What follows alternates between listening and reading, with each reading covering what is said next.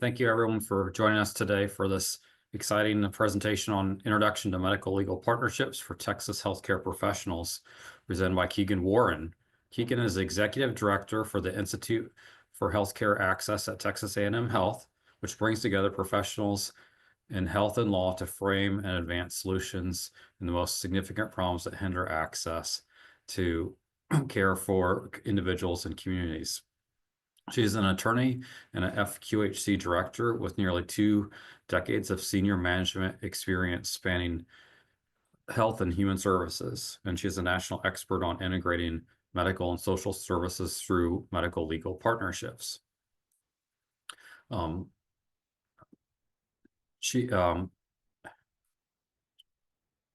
Warren's research and writing focuses on the integration of non-medical drivers of health, including identifying institutional policies that may inadvertently worsen disparities and raise costs. Over to you, Keegan. Thank you, Charles, and good morning, everyone. I am so delighted to be here. This all things medical legal partnership is just absolutely my favorite subject to talk about. Let's make sure that looks good. We're going to, today's presentation is called Blueprints Before the Build. So we're going to be focused on pre-implementation strategies for a successful medical legal partnership. I'm kind of excited actually that we have a small group today because hopefully that means we can have a bit of a conversation. So continue putting who you are and which I suppose shows up automatically, where you're from. I'm also curious what kind of employer, if you haven't included that, and if you'd like to put your city in as well. Let's see how much of Texas is represented in today's audience. So while you continue doing that, and thank you to those who have already been responsive, I want to tell you a little bit about my vision for today's conversation. So we're going to talk about the evidence base for medical legal partnership as a healthcare delivery model. We're not going to get into workflow or things that implementation science tell us are the things that we want to talk about in implementing MLP. And instead, we're going to focus on going upstream from there and thinking about how we get started. Like, how do you even begin to start down this path? What are the blueprints for a successful build? We'll focus on identification of elements of organizational readiness, examination of population health pain points, if you will, that are really indicative that they are amenable to legal interventions. And then finally, just a real quick summary of community assets and deficits that are key to MLP sustainability, focusing in particular on on legal services, right? Who are the folks who do this legal work? So I welcome questions through the chat at any time, and I'm going to do my very best to make sure we have time for conversation at the end as well.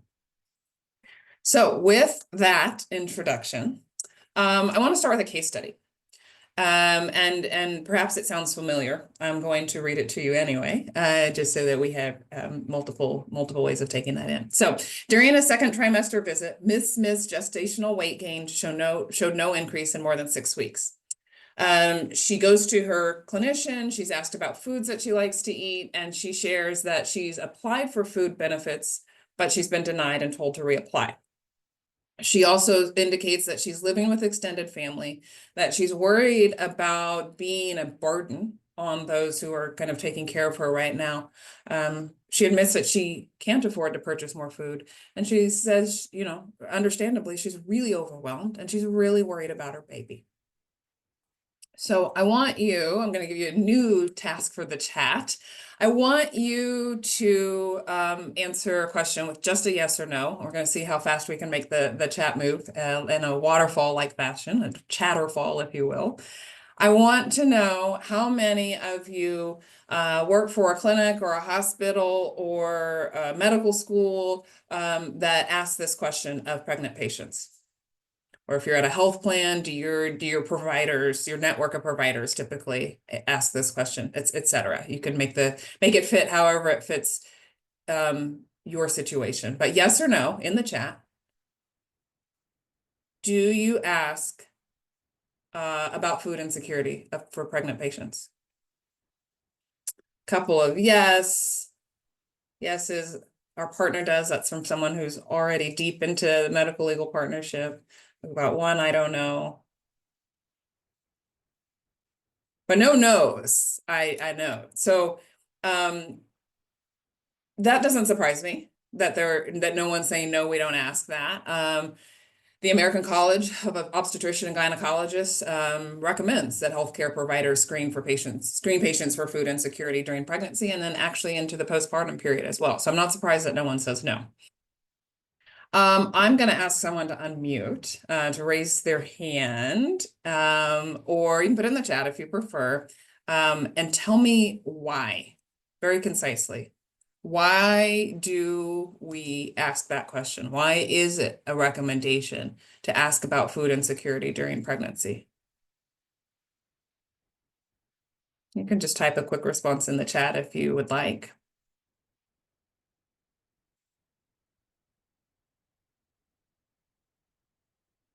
And there's no test of whether your citations is perfectly accurate or not. Why do we care about whether a pregnant person has access to nutritious food? Yeah, it impacts her health, it impacts baby's health. Someone else says this is just kind of basic health care. Yeah, absolutely, right? Access to food is critically important for pregnant patients because it directly affects, right, both the maternal and fetal health outcomes. Now, I know, based on who's in the room, that you all are like, yes, we get it. Food insecurity matters for health. But that's actually not why I'm asking. The reason I'm asking what that intended health impact is because I want to know what y'all do with this information. So we know that in this room, and probably really in any room, if I ask, are you screening for food insecurity amongst pregnant patients? The answer is going to be yes. If I ask why, I think everyone's going to say, it affects maternal health outcomes, it affects fetal health outcomes. So what do you do with that information? Just very quickly.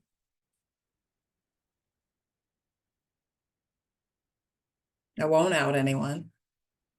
Make referrals to the food bank. You track via the HIE, the Health Information Exchange, which is for those who aren't familiar, a network of different organizations that are sharing data, sharing health information. Give them free food on site, apply for food stamps, send to MLP. Make referrals, close the loop, right? We want to make sure that we know as the clinicians who are taking care of Ms. Smith that we know what happened. CHWs ensure connections with local resources. So let me ask you a question, because what I see here I think is extremely common. You'll notice I am citing a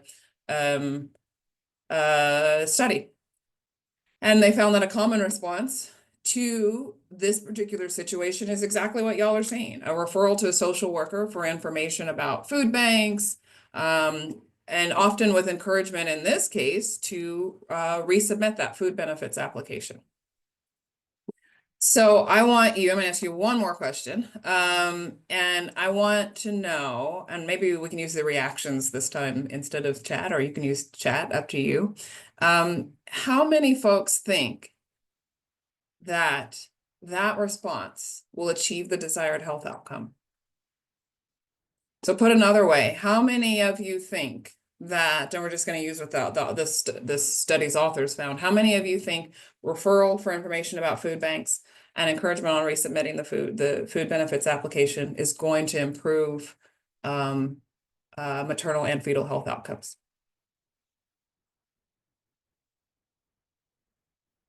Maybe I should ask this a different way. Yeah, I was going to say I could ask this differently. How many people think it doesn't?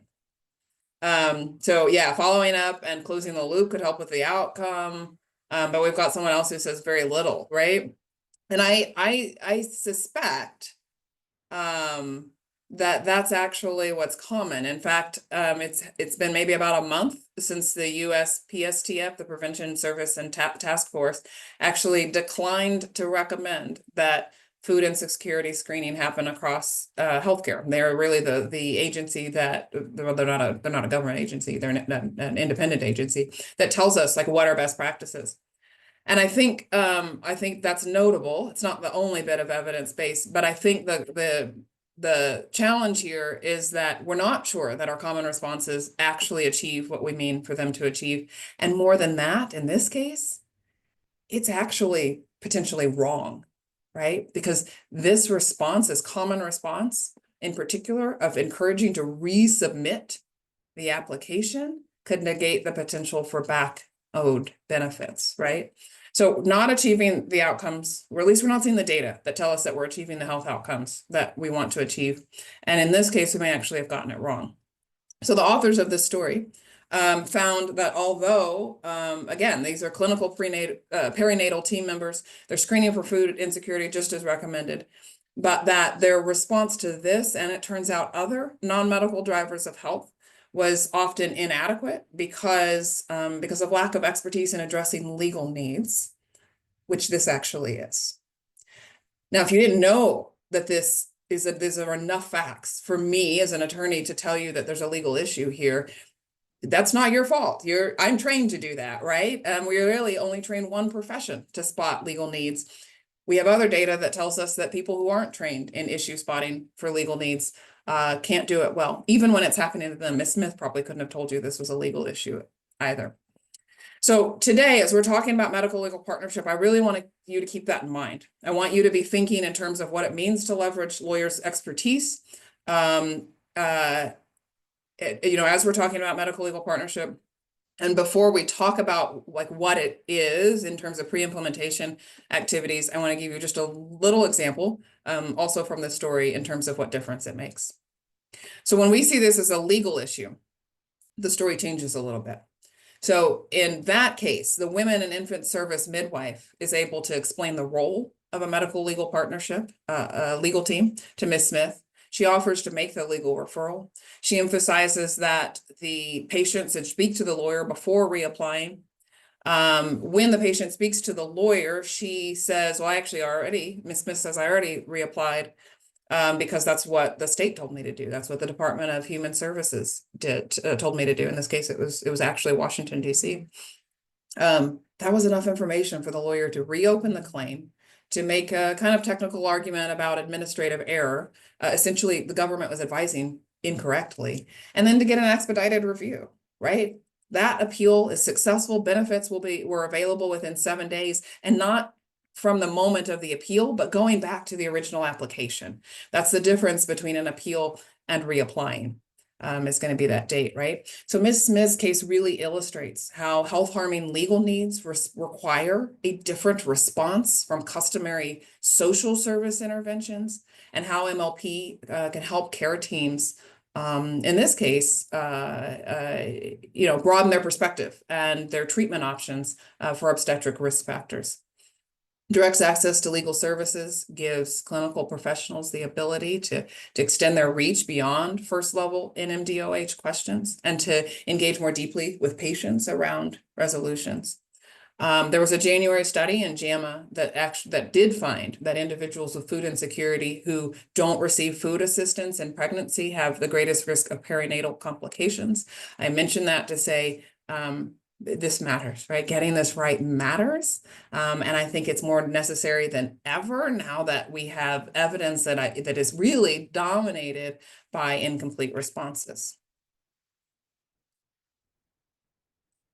So I'm going to give you 3 ideas about medical legal partnership to begin to think about what are your pre-implementation activities.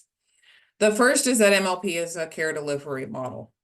So in the literature, you will see MLP used interchangeably with lawyer or legal team. I want to challenge that very deliberately to say that we are thinking actually much more of a vertically integrated care team. So imagine that you have a primary care practice and you want to pull in specialty care, right? You don't that it's not separate. You figure out ways to integrate it. And that's the same idea with bringing lawyers onto the care team, right? MLP lawyers, the MLP legal team is just about providing specialty care. And you have to think about this holistically as a healthcare delivery model. So what does that look like? What do I mean by that? How do you start thinking about this before you ever decide to actually launch the MLP model? First of all, we're not creating referral networks. We already, for reasons I won't go into today, we actually don't have enough lawyers doing this work. Even disconnected from healthcare, we don't have enough lawyers to serve populations that are most impacted by access to legal services. So we're not creating referral networks. It's not MLP if there's no loop closure. Y'all cited that early as being a really important element of good NMDOH work, and that's true with MLP as well. If you're not closing the loop, it's not an MLP. If you're hosting legal clinics, that's not MLP, it's a legal clinic. It doesn't matter even if it's regular. If you're providing legal information, but there's no connection to health outcomes, that's not MLP. If you're screening for legal needs, but not prescribing legal interventions, that's not MLP. The bottom line is this is about true partnership. It means equitable sharing of costs and benefits at the organizational level. And it means you have to have a lawyer. So that's the other piece. Just like a hospital or clinic can't function without physicians, MLP can't function without lawyers. So instead, what is MLP? This is a continuum, right? It's a continuum of integrated social care. It seeks to multiply frontline capacity. It's very important because, as I said, there aren't enough lawyers to do this work anyway. But we're thinking about, yes, remediating acute crises like we saw with Ms. Smith, but also mitigating systems issues, right? Like poverty, like injustice, and addressing those as broader policy concerns at both the institutional and structural level. So let's go back to Ms. Smith and think about what each of these mean in that context. So legal assistance, we saw that the lawyer assisted this individual patient with a health-related social need. So in our case study, the lawyer examined the facts, plans, executes a legal intervention that's designed to effectuate the desired health outcome. One other thing I would note about that is that means everyone's working at the top of their license, right? We talked about, or I mentioned that the study's authors found that a common response is a referral to a social worker. But is that the highest and best use of the social worker? Particularly if we're talking about a licensed social worker, licensed clinical social worker, I would challenge that and suggest that they bring a wealth of training and skills and experience, and we want them providing those services, right? So some of this is also about getting folks to the right care at the right time.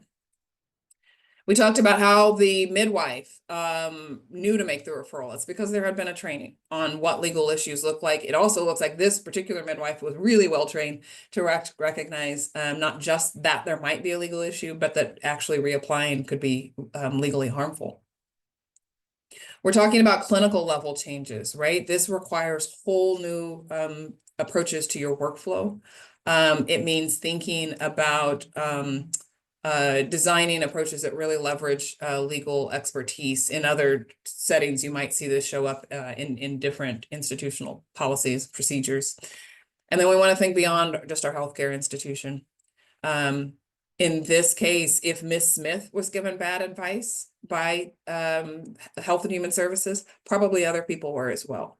And so MLP is also about moving from patients to policy. Let's take that individual patient experience and figure out how this is impacting the community at large, because we're bringing that extra tool to the toolkit. This single bit of advocacy, in other words, can improve health outcomes, not just for that particular patient, but for an entire community of similarly situated people. The quick question, so instead of reapplying, they should appeal? Yes. This is 14th Amendment due process. I'll give you another example of that in just a moment. So we're going to keep talking about Ms. Smith. So hold her idea, the idea of Ms. Smith in her head. So MLP starts with M. That means it's because clinicians do actually have an active role to play in advocating for their patients. Clinicians who collaborate through MLP, of course, can make referrals to lawyers, but they also can leverage that legal expertise to do better screening for NMDOH. It's ground in the structures that are law and policy. Clinicians can consult with attorneys about legal matters that are interfering with care or treatment protocol. They can join the legal team as a medical expert or provide testimony, or because very often medical records, for instance, are pulled into legal settings regardless of whether the clinician likes it or not. They can be better advocates because now we can think about medical records not just as billing software, not just as communications to your kind of future self as a clinician, but also as a way to advocate in a space that you don't actually typically have access to otherwise, at least not as an on-the-ground practitioner. At the same time, attorneys add significant value as members of the healthcare team, yes, by providing legal services for individuals in acute crisis, but also by participating in case conferences for complex patients, for jointly tackling problems in exam rooms that are both medical and legal in nature, by providing trainings to clinicians and staff on the systems that create poor health outcomes, and receiving more information, by the way. These trainings are typically bidirectional about how legal issues show up as healthcare needs. The attorneys help with, again, properly screening and then also incorporating legal knowledge into the entire continuum of clinical practice. So second, these activities and more are actually part of the evidence base supporting the MLP approach. That is the second thing to know about MLP. What do I mean by that? So one, in terms of addressing the full spectrum of non-medical drivers of health, MLP is effective. It enhances, studies tell us, the accuracy of social history, and it enhances the depth of social history that are impacting treatment. This study, for instance, looked at how much information and how accurate the patient's social history was in the context of MLP and in the context of not having an MLP, and also the patient's comfort. And in both cases, it's a huge delta. Now, what about in the context specifically of non-medical drivers of health in Texas? Turns out there's a whole lot of study of the impact of MLP on food access. There is a whole lot of study on the impact of MLP on the stability of housing, and also specifically we tend to see on utility termination protections, because it's one thing to have stable housing, it's another thing to have healthy housing. And then there's also a whole lot of evidence that people have greater access to financial resources as well as recourse for negative credit histories. These are the things that enable access to transportation.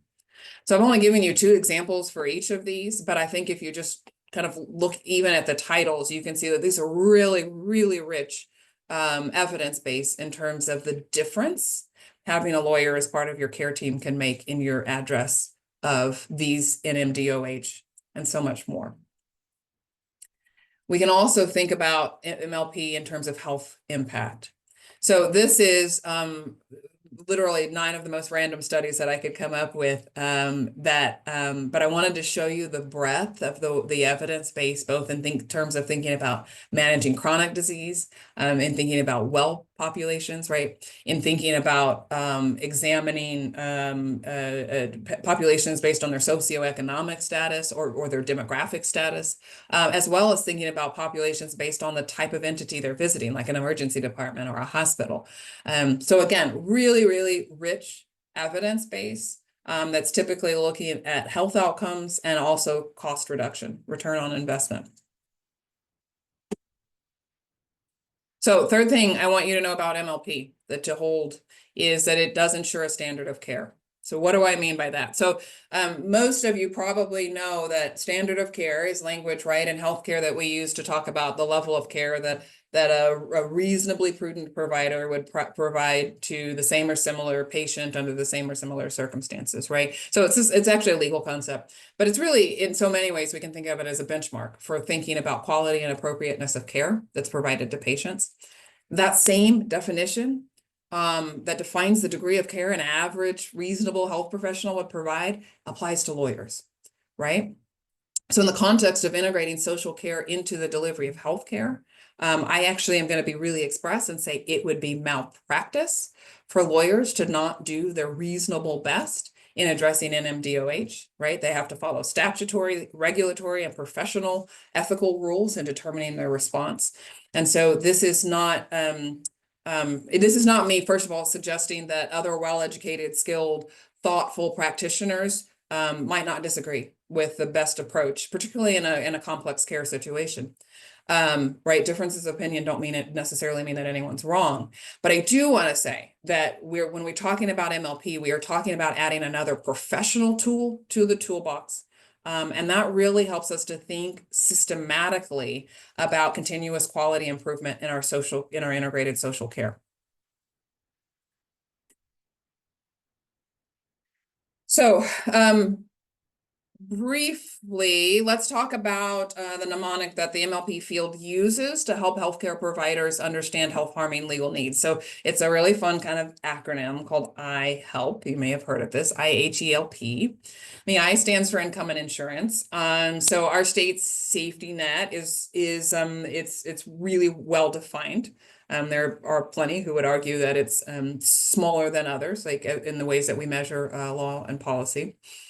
But regardless, we have legal programs that are designed to increase financial stability. And so ensuring access to those is critical, right? So to kind of follow up on Ms. Smith's situation, each of these things that are listed here are subject to 14th Amendment and 5th Amendment due process. That means in every single case, there is a right to appeal denials or terminations or reductions in service. All of those come with at least an administrative process and probably a judicial process as well. Huge opportunity to increase access. The H stands for housing and utilities. I have actually for several years now told people to think back early to the pandemic when the Centers for Disease Control, the CDC, issued a moratorium on evictions. And they did so because homelessness is bad for health broadly, but also because homelessness makes quarantine, isolation really difficult. Now, we can debate whether that was the CDC's provenance and whether that was the correct action, but what I want you to note is that they recognized that there was a legal intervention. That is, whether you're a tenant or a homeowner, you cannot lose your housing without legal action, right? So there is this really, really clear opportunity to leverage law to prevent homelessness. And so we have tons of ways that we've actually structured access to housing and access to healthy housing within law. These include, yes, foreclosure and eviction protections, but also keeping the lights on, keeping clean water running, keeping the walls mold-free, keeping the temperature appropriate, et cetera. And anywhere we have law, we have an opportunity for legal intervention and advocacy. The E stands for education and employment. Both of these have a bidirectional relationship with health. I think that is the reason that ultimately both our schools and our workplaces are highly regulated spaces. And again, if you're seeing a lot of regulations, there is an opportunity for professional advocacy by an attorney. The L stands for legal status. The idea here is that the way that the government defines us does not always map onto the ways that we define ourselves. And if those don't match, we have difficulty accessing the medical system, especially in specialty care. We have difficulty accessing schools and workplaces. There's a whole plethora of health outcomes as well. But what I want you to take away is that the varied legal interventions that you see here in green represent a smattering of the ways that we have government documents that may not line up with who we are and what we need. And because they're government documents, each of them may also have a remedy, an ability to be fixed, corrected, lined up with who we are in civil law. And then the P stands for personal and familial stability. I think this is a reminder of the importance of a stable home life and a stable social network and living our best lives. I would observe after, a very, very long time working in healthcare that this is an area where healthcare actually does a lot of work. Think about the statutory medical power of attorney that I would bet all of your entities have ready to deploy, right? I also know that the data tell us that there's very low uptake of those documents, too few Medicare beneficiaries, for instance, schedule an advanced care planning appointment. It won't surprise you, I'm sure, to know that when you have a lawyer as part of the care team, patients are much more willing to fill out this paperwork. And providers are actually more willing to initiate those conversations as well. We have several studies specifically on that. Now, part of that's because it's a legal document, and legal documents make people afraid. But the real big opportunity here is not to recognize that it's not the presence of an attorney. It's that because as an attorney, I can draft documents that fit the patient's need. I don't have to use that statutory form, right? It's an opportunity to personalize the social care that is provided, and that exists only if you have someone who has a license to practice law. So that's iHelp, and some specific examples. How does this connect to you thinking about how you address NMDOH? Well, let's kind of start fresh with just iHelp. I want you to think back to Ms. Smith. So let's think about how we want pregnant people and babies to have access to nutritious food. We talked about how representation at an administrative hearing is the appropriate response for denied food benefits rather than reapplying. That starts the clock over. And it means we have to hope that HHS gets it right the second time. So maybe that's the kind of intervention that we would like to deploy for pregnant patients. But it turns out there's other populations as well. Maybe we're concerned about access to food for youth with type 1 diabetes, right? So what about housing? Let's look at a specific example here. So lawyers can represent tenants who are seeking to make their housing healthier. We can imagine that a child with asthma who lives in rental housing might be part of the population that would really greatly benefit from this intervention. Third, we can think about education and employment. I'm going to stay with the pediatric population. Medical conditions can affect a student's ability to learn, but school lawyers routinely advocate for students to be able to exercise their rights to an education under IDEA, Section 504, et cetera, right? So, of course, young patients with learning disabilities could be another population that you might think of as needing legal assistance. And we talked about legal status as the difference between who you are and how government defines you. We said that there's frequently an opportunity to change those documents. So if you have, for instance, a criminal offense on your record that's keeping you from getting a job, a lawyer could help by expunging or sealing that record, right? And it's really important for, say, peer support workers with substance use disorder, because that's a population that disproportionately has a criminal record. And that criminal record, ironically enough, not only prevents them from being healthy, but also from providing healthcare that is a best practice. Our fifth category was personal and familial stability. And I mentioned that lawyers can be really key partners in ensuring that health-related legal documents, advanced care documents, for instance, actually fit that patient. But another example is that both schools and clinics routinely recommend guardianship when for a teenager who's turning 18. But guardianship's really expensive. It's really restrictive. It's really rather invasive. It requires going to court. An attorney is able to assess the individual and the family situation and often recommend cheaper, better fitting obligations. One population that I've helped develop an institutional approach to was at a federally qualified health center for young adults who were neuroatypical. So we just looked, are you turning 18? And do you have one of the Q categories is what we were focused on of diagnoses that indicate that you're neuroatypical. Right. So the point here is that leveraging legal expertise allows you to design screenings for NMDOH in a way that not only helps catch individuals with acute needs, but also to make sure that your approach to social care better mirrors the complex ways in which it shows up. Right? Housing instability is not housing instability is not housing instability any more than every broken finger looks the same or every case of depression looks the same. And so part of what we're talking about is really getting at better approaches.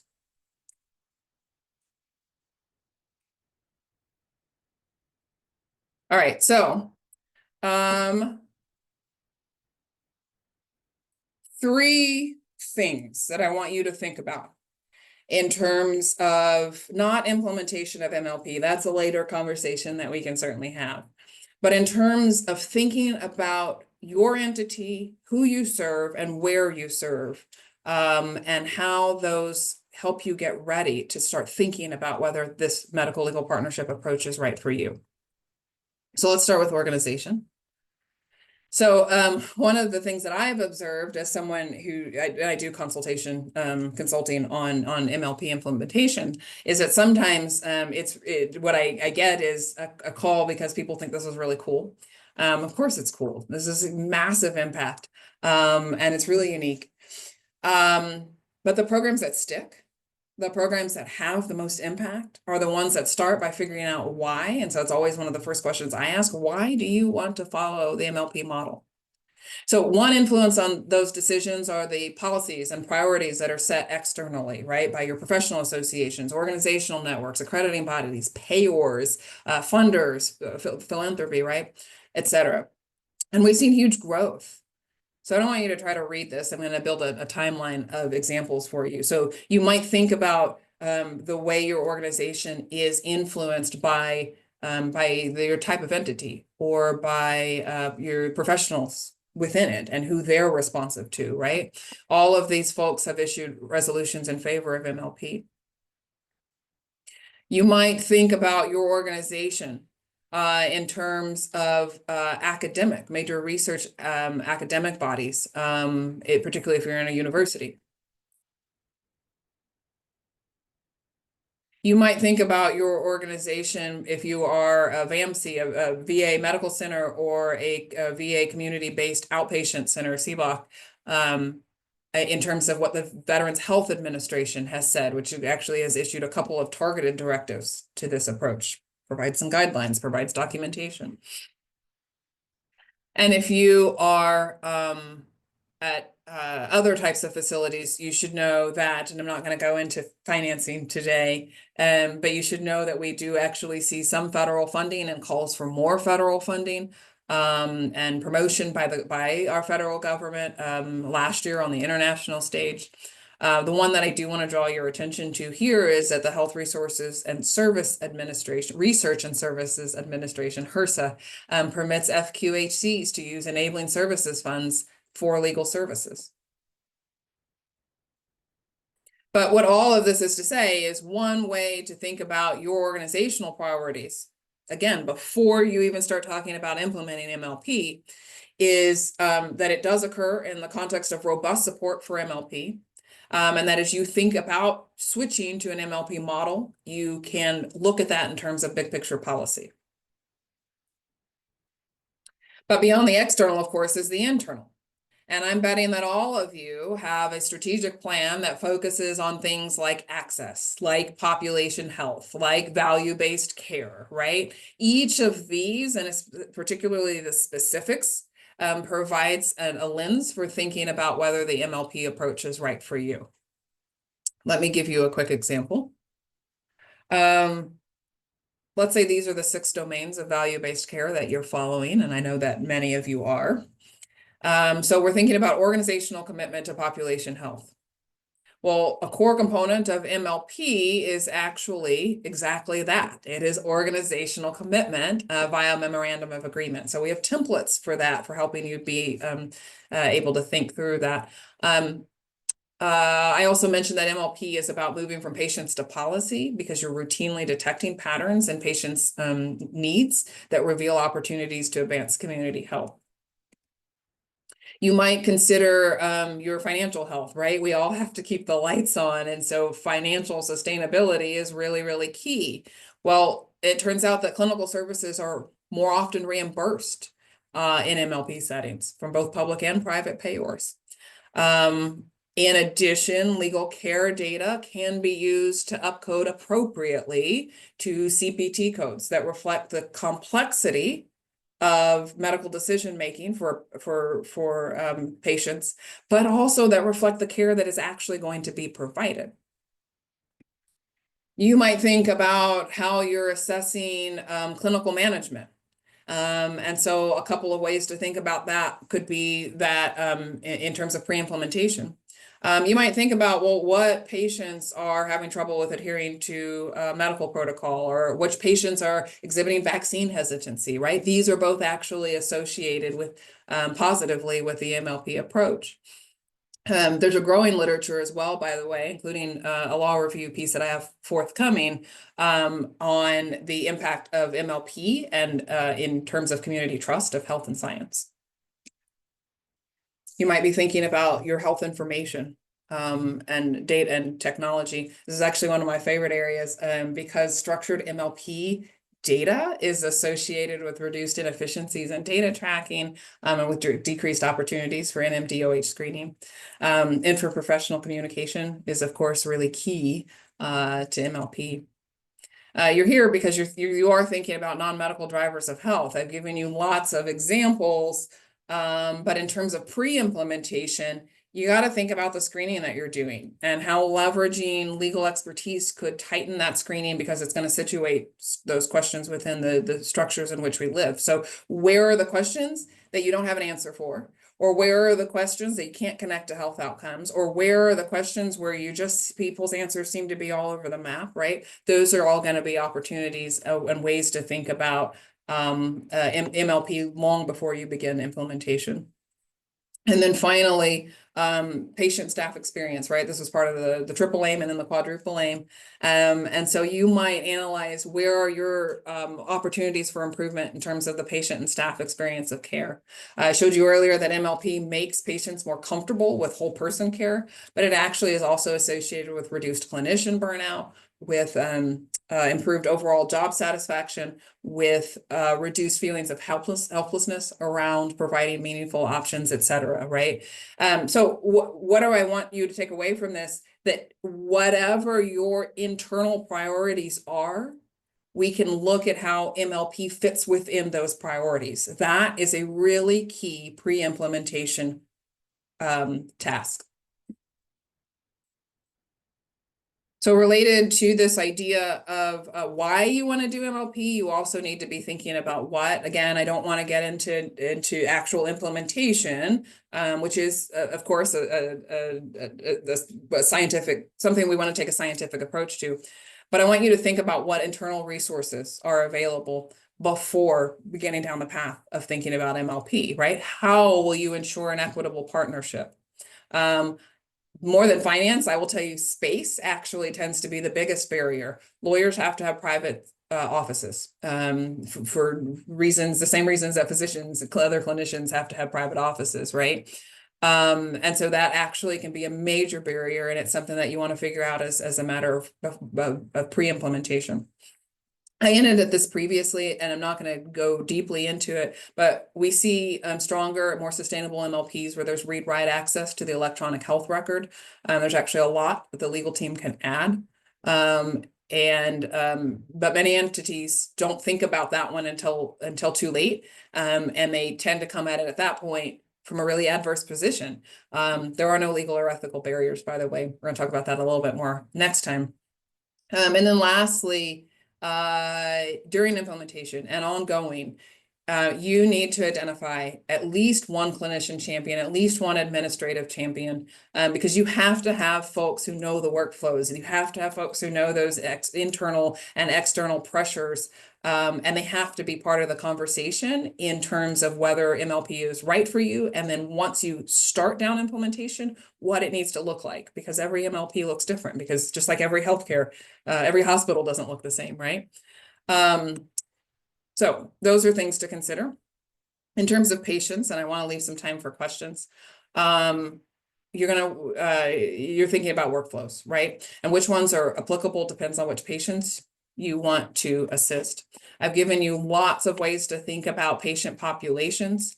And so the literature can be a really great place to start in terms of where MLP, or for whom MLP has been shown to be most successful.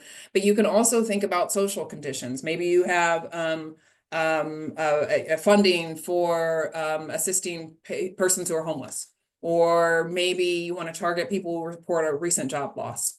You can filter based on demographics. You can think about like veterans or elders who are lonely. Both are populations that MLP has shown to be successful with. Regardless, your goal, and this is almost edging really towards implementation, is thinking about what are the areas that you're struggling to reduce costs or you're struggling to meet quality standards. Those pain points represent opportunities. MLP can be particularly effective as part of team-based population management. This is also a finance answer, by the way, because group medical visits, group prenatal care, complex care coordination, these are all opportunities for integrating legal expertise into care plan. But if you look at like the team-based codes, like the G codes that came out a few months ago, right? Those make it easier to capture that care and to make sure you're reimbursed appropriately. So where are you doing team-based care? That's something to look at as a pre-implementation activity. That's because data is key. But you also want to consider, how are you screening for NMDOH? And again, where are there holes in that? Where are there opportunities? As part of implementation, you may want to change questions, but where are there opportunities now in the data that you have that suggest that there are patterns that need addressing? And then finally, some folks, as part of pre-implementation, do a formal legal needs assessment. Sometimes these are more informal focus groups with patients or with clinicians, casual interviews, whatever. There are challenges with this approach, but it's not a bad one to consider as a pre-implementation activity. The major challenge is that people aren't good at identifying legal issues, unless it's a legal document or a court proceeding. Those folks can get, but think back to Miss Smith. We didn't see legal documents, didn't see obvious legal documents. We didn't see an obvious court proceeding. And that's kind of how I know that people will struggle to identify that as a legal issue. And so that's just one of the drawbacks that I would mention. Bottom line here, you have to define what health impact you seek. This is pre-implementation. And then you can strategize what the infrastructure is needed to achieve that, right? And part of the way you do that is define what populations you want to serve, and again, what the health impact is supposed to be, and that will help you examine your local landscape. So last thing I want to say is just a little bit about legal services organizations that typically engage in this work. So MLP's about partnership, right? So legal aid in Texas, what should you know? First of all, courts don't provide legal services. They don't represent individuals. They don't connect you with pro bono attorneys, et cetera.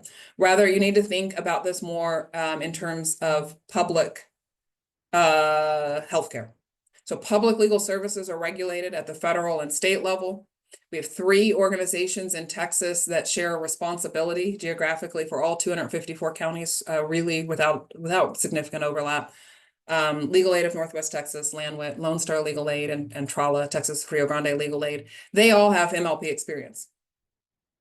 They all provide a wide range of civil legal services, including some of the ones I mentioned, and they are free.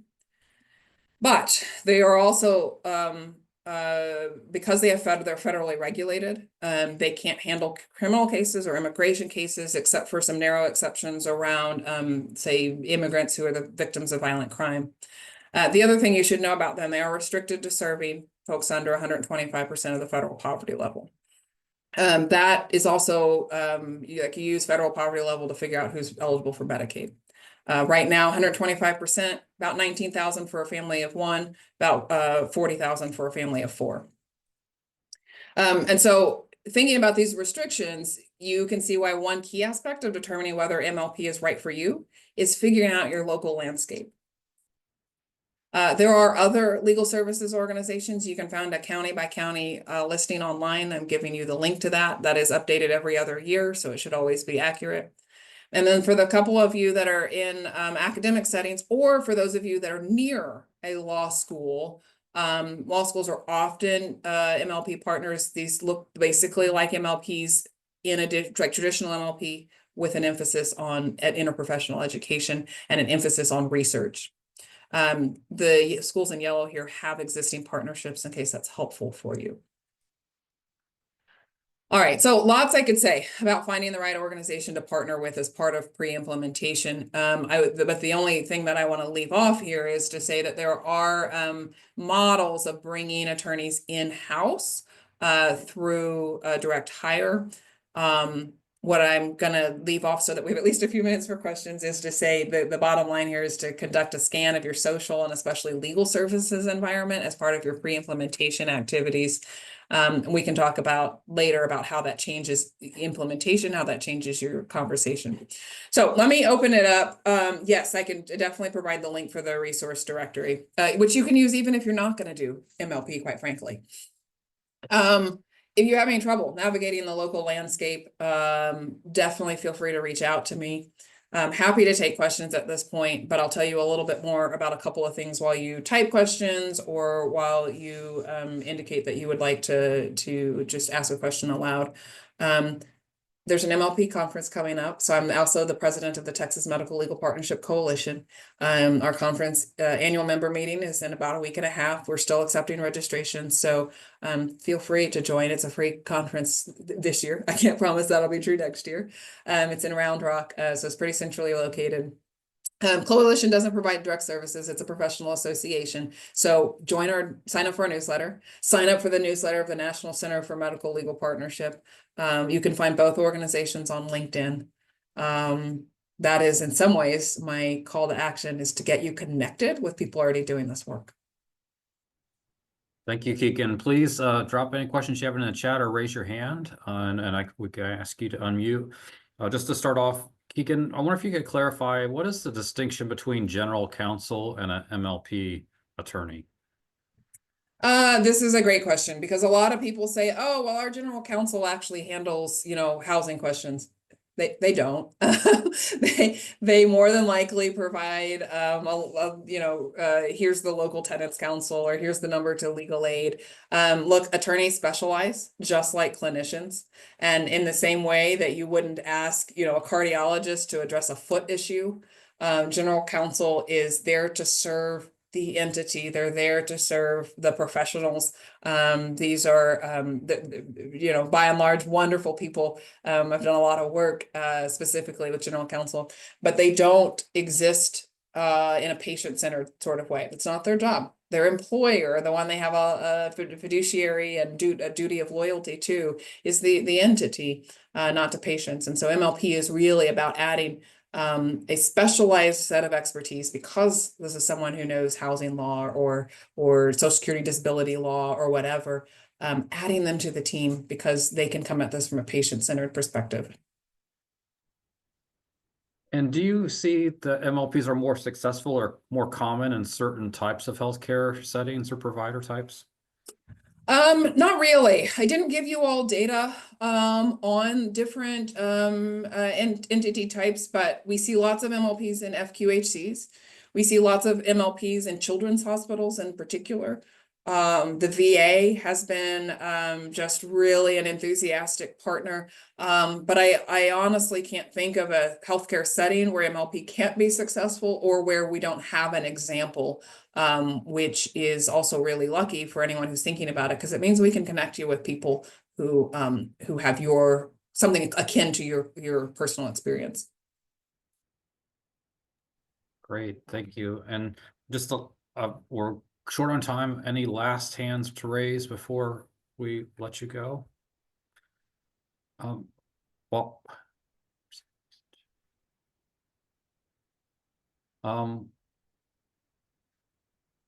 Michael, y'all can certainly feel free to follow up. We're short on time because I could talk about this stuff forever. And so please do not hesitate to reach out. I know it's a lot of information. I know it can feel overwhelming. I'd love to hear your impressions. I'd love to answer your questions. We're going to come back. Maybe I'm taking someone else's part. I'm sorry. We're going to come back anyway with some case studies to show you how doable this is. But let me pause there. Shana has a question about what about rural versus urban? Is there like distinctions on how to address that? There are, right? So access to justice or access to counsel, we have two different phrases for that. It really has the same gaps as access to care in rural areas. And obviously we're talking about the same population. This model helps with that because legal services traditionally has been kind of a cart in the field, and we're taking legal experts and putting them where the community is already going. So it is beneficial for increasing access in rural areas. But the other thing that I would tell you is we have whole models. Montana, for instance, their primary care association partners with their statewide, and it is statewide, their legal services organization, and they do a lot of telelaw. Right. So we have telehealth, we have telemedicine. I want y'all to think in terms of telelaw, and that's actually really easier because attorneys have from the beginning of time had to like go to court and go to the mediator's, office or what, right? Attorneys are often on the move. And so the systems to do distance related legal services are actually already in place. Leveraging those to integrate with healthcare is different than if you're going to be just on site and kind of really almost an employee of the healthcare entity, but it's absolutely doable. That's a great question. Great, thank you. And we are at time. I'm going to let Jackie close us out. Thanks, Charles, and thanks, Keegan. This was a really great overview of MLPs. And like Keegan did say, we have a additional case study of medical legal partnerships coming up on May 1st. I put the link in the chat. If you haven't registered yet, you might want to go ahead and do that. Yeah, okay, so I'm just gonna jump. I know we're at the hour, so I'm just gonna leave out our announcements. But thanks everyone for making the time today to be a part of this conversation. We're looking forward to the next webinar on May 1st and look forward to seeing you all there. Thanks so much, everyone.